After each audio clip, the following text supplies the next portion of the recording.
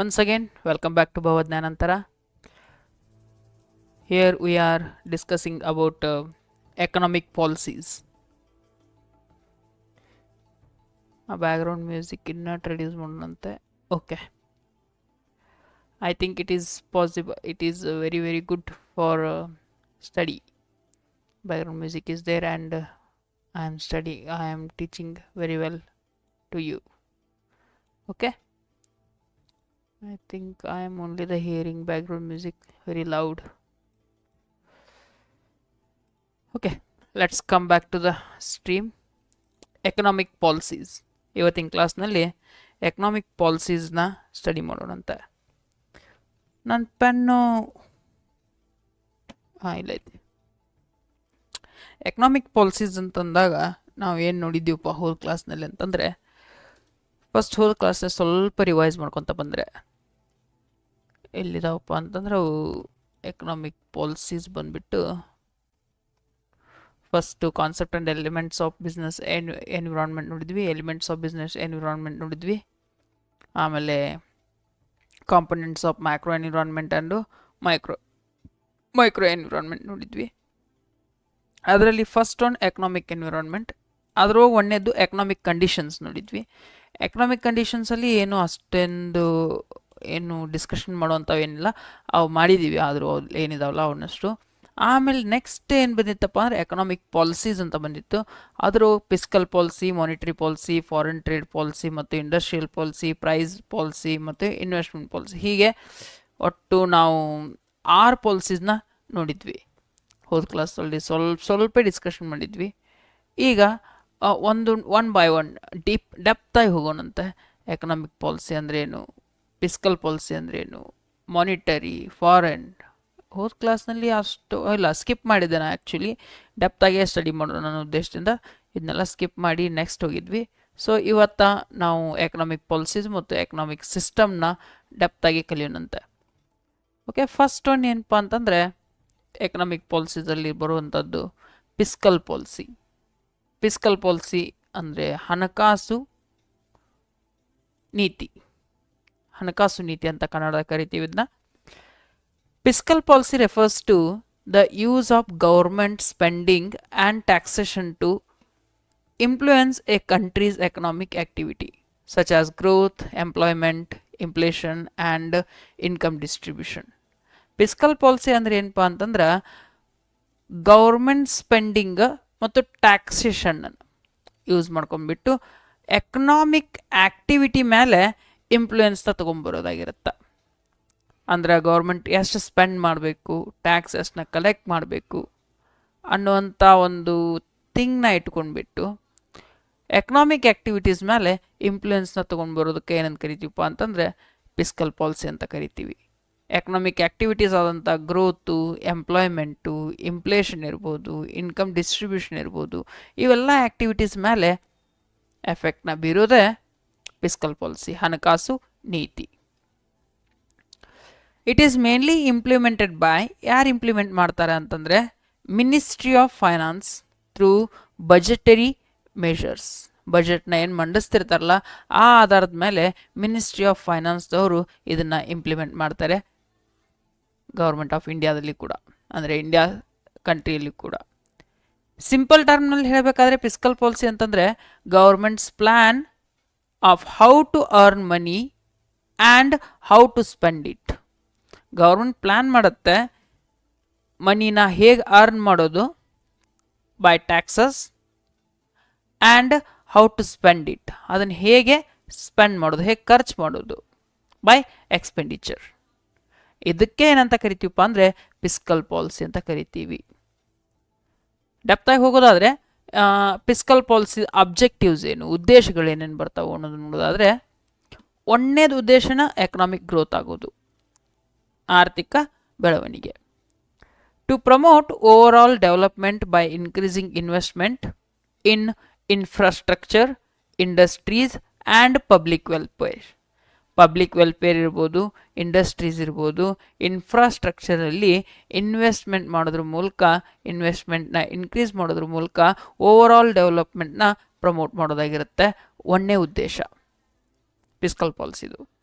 ಹಾಗೆ ಎರಡನೇ ಉದ್ದೇಶಕ್ಕೆ ಬಂದರೆ ಎಂಪ್ಲಾಯ್ಮೆಂಟ್ ಜನ್ರೇಷನ್, ಹೆಚ್ಚು ಉದ್ಯೋಗಾವಕಾಶಗಳನ್ನು ಸೃಷ್ಟಿ ಮಾಡೋದಾಗಿರುತ್ತೆ. ಗೌರ್ಮೆಂಟ್ ಏನು ಮಾಡುತ್ತಪ್ಪ ಅಂತಂದರೆ that spending on projects to create new job opportunities, ಹೊಸ ಉದ್ಯೋಗಾವಕಾಶಗಳನ್ನು ಸೃಷ್ಟಿ ಮಾಡೋಕ್ಕೋಸ್ಕರ ಗೌರ್ಮೆಂಟ್ ಹೆಚ್ಚಿಗೆ ಅಮೌಂಟ್ನ ಸ್ಪೆಂಡ್ ಮಾಡ್ತಿರುತ್ತೆ, ಹೊಸ ಪ್ರೊಜೆಕ್ಟ್ ಮೇಲೆ ಅದನ್ನು ಹೂಡ್ತಾ ಇರುತ್ತೆ. ಆಮೇಲೆ ಮೂರನೇ ಉದ್ದೇಶ ಪ್ರೈಸ್ ಸ್ಟೆಬಿಲಿಟಿ, ಪ್ರೈಸ್ನ ಸ್ಟೇಬಲ್ ಆಗಿಟ್ಕೊಳ್ಳೋಕ್ಕೋಸ್ಕರ ಫಿಸ್ಕಲ್ ಪಾಲಿಸಿನ ಅಪ್ಲೈ ಮಾಡಲಾಗುತ್ತೆ. To control inflation or deflation by adjusting taxes and spending ಮತ್ತು ಟ್ಯಾಕ್ಸೇಷನ್ನ ಅಡ್ಜಸ್ಟ್ ಮಾಡೋದ್ರ ಮೂಲಕ ಇನ್ಫ್ಲೇಷನ್ನ ಮತ್ತು ಡಿಪ್ಲೇಷನ್ನ ಕಂಟ್ರೋಲ್ ಮಾಡುವಂಥ ಉದ್ದೇಶನ ಫಿಸ್ಕಲ್ ಪಾಲಿಸಿ ಒಳಗೊಂಡಿರುತ್ತೆ. ನೆಕ್ಸ್ಟ್ ಬಂದರೆ ರೆಡ್ಯೂಸಿಂಗ್ ಇನ್ಕಮ್ ಇನ್ಇಕ್ವಾಲಿಟಿ ಎಲ್ಲಿರುತ್ತಲ್ಲ ಅದನ್ನು ರೆಡ್ಯೂಸ್ ಮಾಡೋದಾಗಿರುತ್ತೆ ಫಿಸ್ಕಲ್ ಪಾಲಿಸಿ ಮತ್ತೊಂದು ಉದ್ದೇಶ. Progressive taxes and welfare schemes help reduce the gap between rich and the poor ಮತ್ತು ರಿಚ್ ಮಧ್ಯೆ ಏನು ಗ್ಯಾಪ್ಸ್ ಇರುತ್ತಲ್ಲ ಆ ಗ್ಯಾಪ್ಸ್ನ ರೆಡ್ಯೂಸ್ ಮಾಡೋಕ್ಕೋಸ್ಕರ ಟ್ಯಾಕ್ಸಸ್ಸು ಮತ್ತು ವೆಲ್ಫೇರ್ ಸ್ಕೀಮ್ಸ್ ಅನ್ನೋದನ್ನು ತೊಗೊಂಬಂದ್ಬಿಟ್ಟು ಇನ್ಕಮ್ ಇನ್ಇಕ್ವಾಲಿಟಿಯಲ್ಲಿ ತೊಗೊಂಬರುತ್ತೆ. ಇನ್ಇಕ್ವಾಲಿಟಿನ ರೆಡ್ಯೂಸ್ ಮಾಡಿಬಿಟ್ಟು ಇಕ್ವಾಲಿಟಿನ ತೊಗೊಂಬರುತ್ತೆ. ಐದನೇ ಉದ್ದೇಶ ಬಂದುಬಿಟ್ರೆ ಎನ್ಕರೇಜಿಂಗ್ ಇನ್ವೆಸ್ಟ್ಮೆಂಟ್. ಫಿಸ್ಕಲ್ ಪಾಲಿಸಿ ಏನು ಮಾಡುತ್ತಪ್ಪ ಅಂತಂದರೆ ಇನ್ವೆಸ್ಟ್ಮೆಂಟ್ನ ಎನ್ಕರೇಜ್ ಮಾಡುತ್ತೆ. ಹೇಗೆ? ಟ್ಯಾಕ್ಸ್ ಇನ್ಸೆಂಟಿವ್ಸ್ ಕೊಡೋದ್ರ ಮೂಲಕ, ಸಬ್ಸಿಡೀಸ್ ಕೊಡೋದ್ರ ಮೂಲಕ ಪ್ರೈವೇಟ್ ಇನ್ವೆಸ್ಟ್ಮೆಂಟ್ ಇನ್ಕ್ರೀಸ್ ಆಗುತ್ತೆ. ಫಿಸ್ಕಲ್ ಪಾಲಿಸಿಯಲ್ಲಿ ಏನು ಸಬ್ಸಿಡೀಸ್ ಕೊಟ್ಬಿಡ್ತಾರೆ, ಹಾಗೆ ಇನ್ಸೆಂಟಿವ್ಸ್ ಕೊಟ್ಬಿಡ್ತಾರೆ. ಅದ್ರ ಮೂಲಕ ಏನು ಮಾಡ್ತಾರಪ್ಪ ಅಂತಂದರೆ ಇನ್ಕಮ್ ಹೆಚ್ಚಿಗೆ ಆಗುತ್ತೆ ಪ್ರತಿಯೊಬ್ಬ ಪರ್ಸನದ್ದು, ಹಾಗೆ ಪ್ರೈವೇಟ್ ಇನ್ವೆಸ್ಟ್ಮೆಂಟ್ ಇನ್ಕ್ರೀಸ್ ಆಕ್ಕೊಂತ ಹೋಗುತ್ತೆ, ಎನ್ಕರೇಜ್ ಮಾಡ್ದಂಗೆ ಆಗುತ್ತೆ ಇನ್ವೆಸ್ಟ್ಮೆಂಟ್ನ ಫಿಸ್ಕಲ್ ಪಾಲಿಸಿಲಿಂದ. ಅದಷ್ಟೇ ಅಲ್ಲದೆ ಬ್ಯಾಲೆನ್ಸ್ಡ್ ರೀಜನಲ್ ಡೆವಲಪ್ಮೆಂಟ್ ಕೂಡ ಬ್ಯಾಲೆನ್ಸ್ಡ್ ಆಗುತ್ತೆ ಅಲ್ಲಿ. ಹೇಗೆ ಅಂತಂದರೆ special incentives for backward areas promote industrial growth across regions. ಏನು ರೀಜನ್ಸ್ ಇರ್ತಾವಲ್ಲ ಬ್ಯಾಕ್ವರ್ಡ್ ರೀಜನ್ಸ್, ಆ ರೀಜನ್ಸಿಗೆ ಸ್ಪೆಷಲ್ ಇನ್ಸೆಂಟಿವ್ಸ್ ಕೊಡೋದು ಅಥವಾ ಸಬ್ಸಿಡೀಸ್ ಕೊಡೋದ್ರ ಮೂಲಕ ಬ್ಯಾಕ್ವರ್ಡ್ ಏರಿಯಾಸನ್ನು ಅಲ್ಲಿರುವಂಥ ಇಂಡಸ್ಟ್ರೀಸ್ನ ಪ್ರಮೋಟ್ ಮಾಡೋದ್ರ ಮೂಲಕ ಬ್ಯಾಕ್ವರ್ಡ್ ರೀಜನಲ್ ಡೆವಲಪ್ಮೆಂಟ್ ಕೂಡ ಅಲ್ಲಾಗುತ್ತೆ. ಓಕೆ, ಫಿಸ್ಕಲ್ ಪಾಲಿಸಿ ಯೂಸ್ ಮಾಡ್ಕೊಳ್ಳುವಂಥ ಇನ್ಸ್ಟ್ರೂಮೆಂಟ್ಸ್ ಯಾವುವು ಅಥವಾ ಕಾಂಪೊನೆಂಟ್ಸ್ ಯಾವುವು ಅನ್ನೋದನ್ನು ನೋಡೋದಾದರೆ, instruments or components of the fiscal policy. ಹೇಗೆ ಕಂಟ್ರೋಲ್ ಮಾಡ್ತಾರೆ? ಒಂದನೇದ್ದು ಗೌರ್ಮೆಂಟ್ ಎಕ್ಸ್ಪೆಂಡಿಚರ್ ಕಾಂಪೊನೆಂಟ್. ಏನಪ್ಪ ಅಂದರೆ ಗೌರ್ಮೆಂಟ್ ಎಕ್ಸ್ಪೆಂಡಿಚರ್, ಅದರ ಅರ್ಥ spending on public goods and services such as roads, schools, hospitals and defence ಮೇಲೆ, ಸ್ಕೂಲ್ಸ್ ಮೇಲೆ, ಹಾಸ್ಪಿಟಲ್ಸ್ ಮೇಲೆ, ರೋಡ್ಸ್ ಮೇಲೆ ಸ್ಪೆಂಡ್ ಮಾಡೋದು, ಅದಕ್ಕೆ ಗೌರ್ಮೆಂಟ್ ಎಕ್ಸ್ಪೆಂಡಿಚರ್ ಅಂತ ಕರಿತೀವಿ. ಫಾರ್ ಎಕ್ಸಾಂಪಲ್ ಬಿಲ್ಡಿಂಗ್ ಹೈವೇನ ಬಿಲ್ಡ್ ಮಾಡೋದಿರ್ಬೋದು, ಹಾಗೆ ಪ್ರೊವೈಡಿಂಗ್ ಸಬ್ಸಿಡೀಸ್ ದೊಡ್ಡ ಕಂಪ್ನಿಗಳಿಗೆ ಅಥವಾ ಏನಾರ ಹೊಸ ಉದ್ಯಮಗಳು ಸೃಷ್ಟಿ ಆಗ್ತಿದ್ರೆ ಅದಕ್ಕೆ ಸಬ್ಸಿಡಿನ ಪ್ರೊವೈಡ್ ಮಾಡೋದಾಗಿರ್ಬೋದು. ಹೀಗೆ ಇದರಿಂದ ಏನಾಗುತ್ತೆ, ಗೌರ್ಮೆಂಟ್ ಬಿಸ್ನೆಸ್ ಮೇಲೆ ಎಫೆಕ್ಟ್ ಏನಾಗುತ್ತೆ ಅನ್ನೋದಾದರೆ ಡಿಮ್ಯಾಂಡ್ ಇನ್ಕ್ರೀಸ್ ಆಗುತ್ತೆ, ಬೂಸ್ಟ್ ಪ್ರೊಡಕ್ಷನ್ ಆಗುತ್ತೆ, ಹಾಗೆ ಎಂಪ್ಲಾಯ್ಮೆಂಟ್ ಕ್ರಿಯೇಟ್ ಆಗುತ್ತೆ. ಡಿಮ್ಯಾಂಡ್ ಏನಾಗುತ್ತೆ, ಇನ್ಕ್ರೀಸ್ ಆಗುತ್ತೆ, ಎಲ್ಲ ಪ್ರಾಡಕ್ಟ್ಸು ಡಿಮ್ಯಾಂಡ್ ಇನ್ಕ್ರೀಸ್ ಆಗುತ್ತೆ, ಹಾಗೆ ಪ್ರೊಡಕ್ಷನ್ ಸಿಕ್ಕಾಪಟ್ಟೆ ಬೂಸ್ಟ್ ಆಗುತ್ತೆ. ಪ್ರೊಡಕ್ಷನ್ ಬೂಸ್ಟ್ ಮಾಡಬೇಕಾದ್ರೆ ಎಂಪ್ಲಾಯ್ಮೆಂಟ್ ಕ್ರಿಯೇಟ್ ಆಗಲೇಬೇಕು. ಸೊ ಗೌರ್ಮೆಂಟ್ ಎಕ್ಸ್ಪೆಂಡಿಚರ್ ಇನ್ಕ್ರೀಸ್ ಆಗೋದ್ರಿಂದ ಎಫೆಕ್ಟ್ ಕೂಡ ಬಿಸ್ನೆಸ್ ಮೇಲೆ ಕಾಣ್ಬೋದು ನಾವು. ಟ್ಯಾಕ್ಸೇಷನ್, ಎರಡನೇ ಕಾಂಪೊನೆಂಟ್ ಯಾವುದಪ್ಪ ಅಂದರೆ ಟ್ಯಾಕ್ಸೇಷನ್. ಅದರ ಅರ್ಥ collection of revenue through taxes. ಅದು ಇಂಡೈರೆಕ್ಟ್ ಟ್ಯಾಕ್ಸ್ ಇರ್ಬೋದು, ಡೈರೆಕ್ಟ್ ಟ್ಯಾಕ್ಸ್ ಇರ್ಬೋದು, ಅಥವಾ ಇಂಡೈರೆಕ್ಟ್ ಟ್ಯಾಕ್ಸ್ ಇರ್ಬೋದು.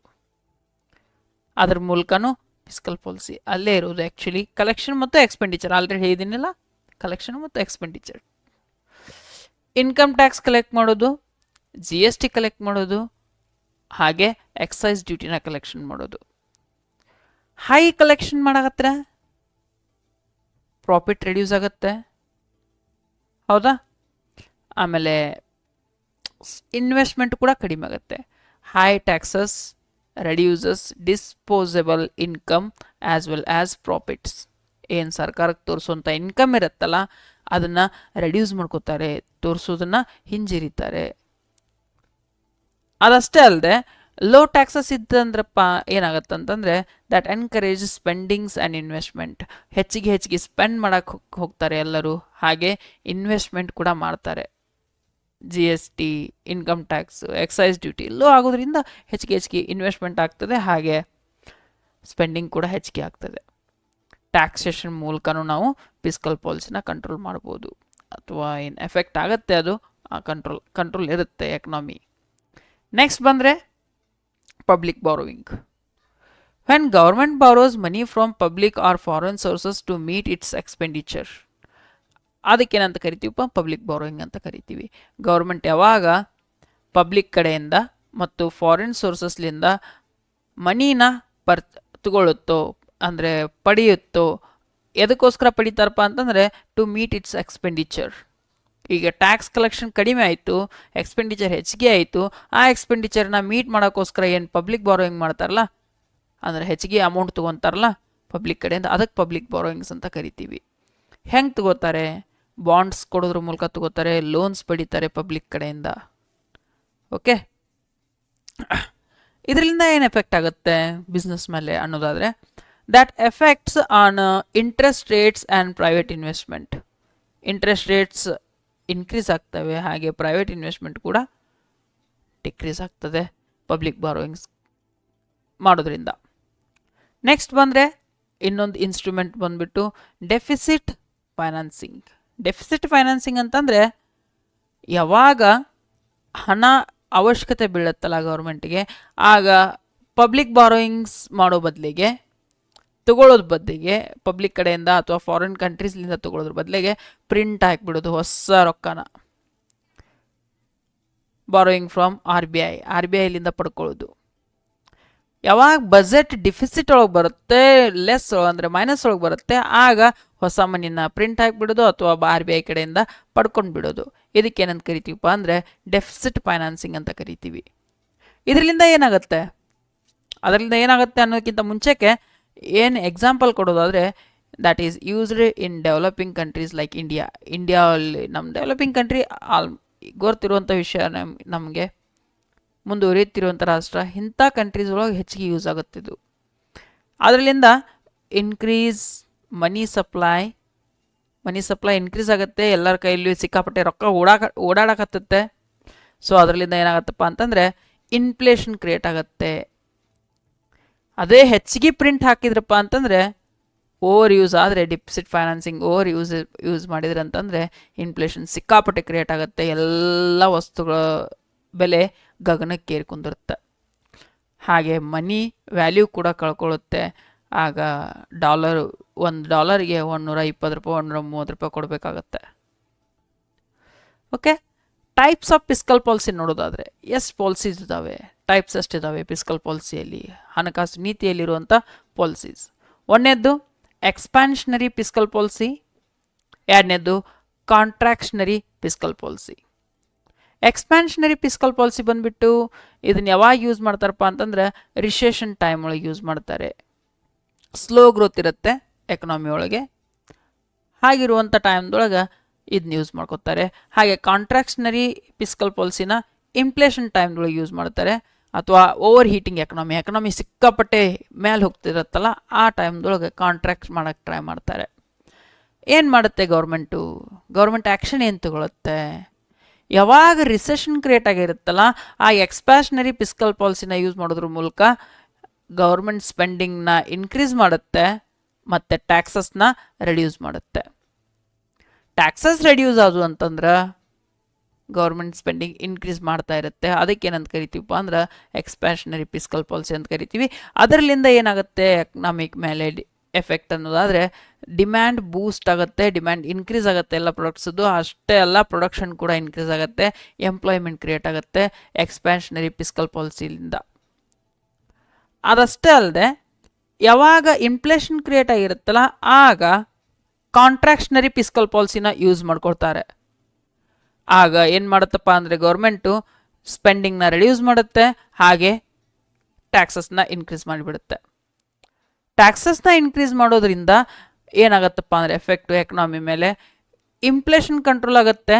ಏನು ಗಗನಕ್ಕೇರಿರ್ತಾವಲ್ಲ ಪ್ರೈಸಸ್ಸಲ್ಲಿ ಅದರ ಸ್ಟೆಬಿಲಿಟಿ ಉಂಟಾಗುತ್ತೆ, ಸ್ಟೆಬಿಲೈಸಸ್ ಆಗುತ್ತಾವೆ ಅಷ್ಟು ಪ್ರೈಸಸ್, ಅಷ್ಟು ವಸ್ತುಗಳ ಬೆಲೆ. ಸೊ ಫಿಸ್ಕಲ್ ಪಾಲಿಸಿನ ಚಲೋತಂಗೆ ಯೂಸ್ ಮಾಡೋದ್ರಿಂದ ನಾವು ಇನ್ಫ್ಲೇಷನ್ ಮತ್ತು ಡಿಪ್ಲೇಷನ್ನ ಕಂಟ್ರೋಲ್ ಮಾಡ್ಬೋದು. ಓಕೆ, ಇನ್ನೊಂದು ಟೈಪ್ ಬರುತ್ತೆ ನ್ಯೂಟ್ರಲ್ ಫಿಸ್ಕಲ್ ಪಾಲಿಸಿ ಅಂತಂದ್ಬಿಟ್ಟು. ವೆನ್ ಎಕನಾಮಿ ಈಸ್ ಸ್ಟೇಬಲ್, ಯಾವಾಗ ಎಕನಾಮಿ ಸ್ಟೇಬಲ್ ಆಗಿರುತ್ತಲ್ಲ, ಆರ್ಥಿಕತೆ ಸ್ಥಿರವಾಗಿರುತ್ತಲ್ಲ, ಆ ಟೈಮ್ದಲ್ಲಿ balance between spending and taxation, ಎರಡರ ಮಧ್ಯೆ ಸ್ಪೆಂಡಿಂಗ್ನು ಮತ್ತು ಟ್ಯಾಕ್ಸೇಷನ್ನು ಬ್ಯಾಲೆನ್ಸ್ ಆಗಿ ನೋಡ್ಕೊಂಡು ಹೋಗ್ತಿರ್ತಾರೆ. ಆಗ ಮಾತ್ರ ಏನಾಗುತ್ತಪ್ಪ ಅಂತಂದರೆ ಕಂಟಿನ್ಯೂಯಸ್ ಆಗಿ ಅಥವಾ ಸ್ಟಡಿಯಾಗಿ ಗ್ರೋತ್ ಕಾಣ್ತಿರ್ತವೆ ಎಲ್ಲ ಬಿಸ್ನೆಸ್ಸಸ್ಸು, ಹಾಗೆ ಎಕನಾಮಿ. ಬಜೆಟ್ ಏನಿರುತ್ತೆ ಬ್ಯಾಲೆನ್ಸ್ಡ್ ಆಗಿರುತ್ತೆ.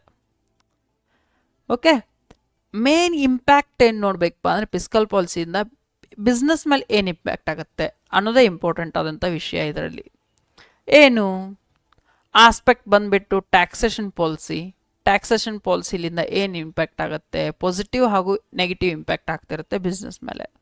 ಯಾವಾಗ ಲೋ ಟ್ಯಾಕ್ಸ್ ರೇಟ್ಸ್ ಇರ್ತಾವಲ್ಲ, ಲೋವರ್ ಟ್ಯಾಕ್ಸಸ್ ಕಲೆಕ್ಟ್ ಮಾಡ್ತಿರ್ತಾರಲ್ಲ, ಆಗ ಬಿಸ್ನೆಸ್ ಎಲ್ಲ ಹೈಯರ್ ಪ್ರಾಫಿಟ್ಸ್ ಮಾಡ್ತಿರ್ತವೆ, ಹಾಗೆ ಮೋರ್ ಇನ್ವೆಸ್ಟ್ಮೆಂಟ್ಸ್ ಕ್ರಿಯೇಟ್ ಆಗ್ತಿರ್ತವೆ.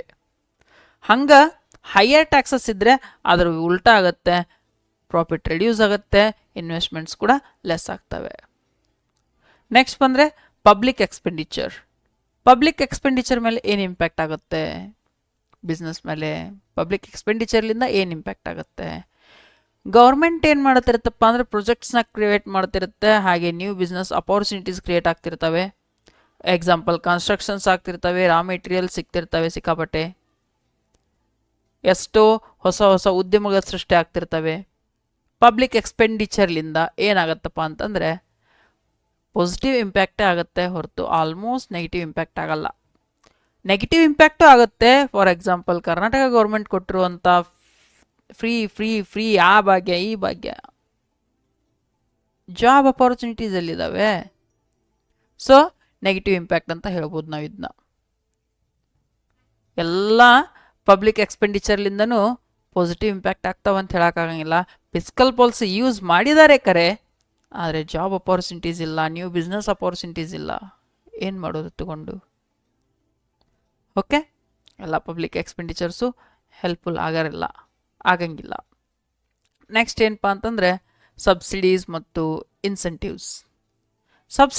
ಇನ್ಸೆಂಟಿವ್ಸ್ ಕೊಡೋದ್ರ ಮೂಲಕ ಏನಾಗುತ್ತಪ್ಪ ಅಂತಂದರೆ that encourage investment in priority ಇದ್ದಂಥ ಸೆಕ್ಟರ್ ಮೇಲೆ ಇನ್ವೆಸ್ಟ್ಮೆಂಟ್ನ ಎನ್ಕರೇಜ್ ಮಾಡ್ದಂಗೆ ಆಗುತ್ತೆ ಪಾಸಿಟಿವ್ ಆಗಿ. ರಿನ್ಯೂವೇಬಲ್ ಎನರ್ಜಿ ಸಿಗ್ತದೆ, ಹಾಗೆ MSMEಗಳು ಇದ್ರ ಮೇಲೆ ಒಂದು ಪ್ರಯಾರಿಟಿ ಆಗಿ ಅದ್ರ ಮೇಲೆ ಇನ್ವೆಸ್ಟ್ ಮಾಡ್ದಂಗೆ ಸಬ್ಸಿಡೀಸ್ ಕೊಡೋದ್ರ ಮೂಲಕ, ಇನ್ಸೆಂಟಿವ್ಸ್ ಕೊಡೋದ್ರ ಮೂಲಕ. ಹಾಗೆ ಬಂದರೆ ಬಜೆಟ್ ಡಿಫಿಸಿಟ್, ಏನಾಲೆ ಹೇಳ್ದಂಗೆ ಡೆಫಿಸಿಟ್ ಬಜೆಟ್ ಇದ್ದರೆ ಮೇ ಇನ್ಕ್ರೀಸ್ ಇನ್ಫ್ಲೇಷನ್ ಇನ್ಕ್ರೀಸ್ ಆಗುತ್ತೆ. ಯಾವಾಗಪ್ಪ ಅಂತಂದರೆ ಹೆಚ್ಚಿಗೆ ಮನಿನ ಪ್ರಿಂಟ್ ಹಾಕೋದ್ರಿಂದ ಅಥವಾ RBIಲಿಂದ ಹೆಚ್ಚಿಗೆ ಅಮೌಂಟ್ನ ಪಡೆಯೋದ್ರಿಂದ ಹೈಯರ್ ಇನ್ಪುಟ್ ಕಾಸ್ಟ್ ಇರುತ್ತೆ, ಹಾಗೆ ಬಿಸ್ನೆಸ್ಗೆ ಹೈಯರ್ ಇನ್ಪುಟ್ ಕಾಸ್ಟ್ ಕೂಡ ಆಗುತ್ತೆ.